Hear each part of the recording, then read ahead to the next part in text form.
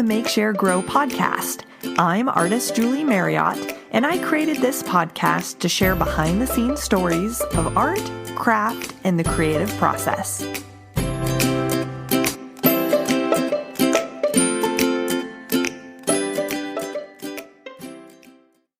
Hey guys, this episode is the third and final part of my three-part series where I'm talking about why I'm passionate about painting.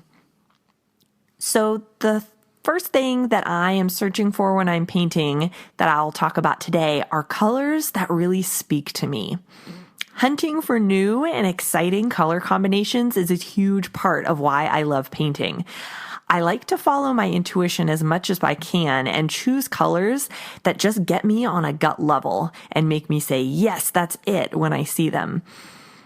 Sometimes they feel like a fresh and inviting garden, a really peaceful and warm feeling. Other times, they're more like a bold and energetic adventure where the colors are super vibrant. I'm always looking for colors that will bring warmth and joy to the home that piece of art is going to go live in eventually. One of my favorite places to look for color inspiration is Pinterest. And I know that might sound kind of cliched because everybody goes to Pinterest for inspiration, but I've tried to find certain types of images that I look for that will keep me from directly copying other artists' work or just being derivative, and try to come up with unique color combinations that I can use in my work. So some of my favorite types of photos that I look for are interior decor photos. So it might be a bedroom or a living room that has a really interesting textile and paint combination that have really unique, warm and cool colors that they'll use together, or more interesting complex colors than I would just come up with on my own. So I love looking at interior design. I also like looking at wedding bouquets. There's a million of them on Pinterest, and not even just wedding bouquets. There are a bunch of other floral arrangements that are in vases and things like that.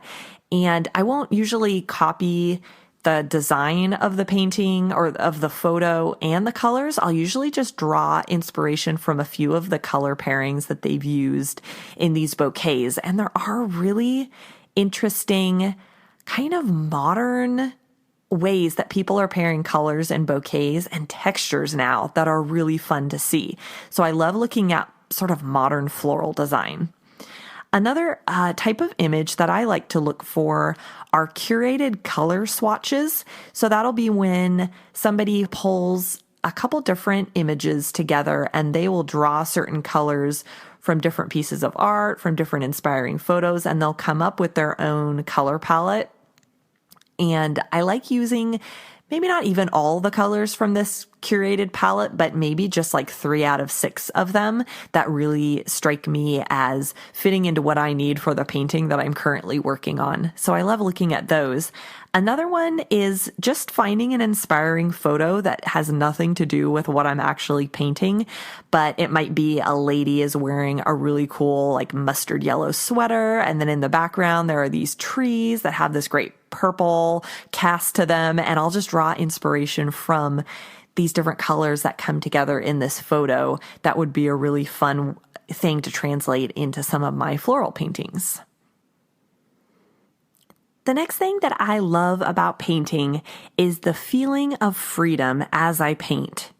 So painting is one of the most fulfilling and creative acts that I can do. The physicality of mixing and applying paint is so thoughtful and involved, I can really get lost in it forever, for hours and hours. Painting, for me, can be exciting and energizing as I experiment with new ideas, and it also can be soothing and relaxing as I work with more familiar compositions and colors. The feeling I've come to value more and more as I paint is the feeling of freedom, because in the past, I found myself working in a style that was so structured and meticulous, it left me feeling really uptight and not very fulfilled. I was using very crisp lines and shapes, and there was little room for imperfection in those pieces. It really just sucked the joy out of painting for me, which is really sad. So I began to leave those painting sessions feeling boxed in and kind of stressed out. One of the ways that I've tried to invite more freedom into the way that I paint is by trying to cultivate looser ways of painting that allow me to breathe and enjoy the process so much more. I allow myself the freedom to make imperfect marks, not really worrying if they're all super clean edged, and to layer the paint again and again until I get the color and the depth that I'm looking for.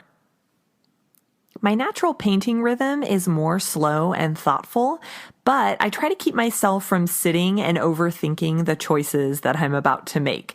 I just try to get paint onto the canvas, follow where the painting leads, and work as intuitively as possible. Trying in these different ways to cultivate freedom in my painting practice leaves me feeling so happy and refreshed and excited for the next time I can go to work in the studio.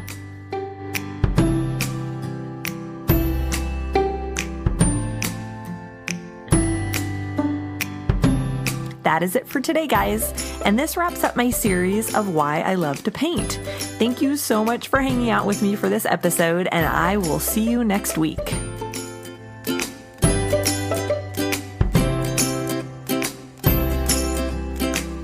Thanks for listening to Make, Share, Grow.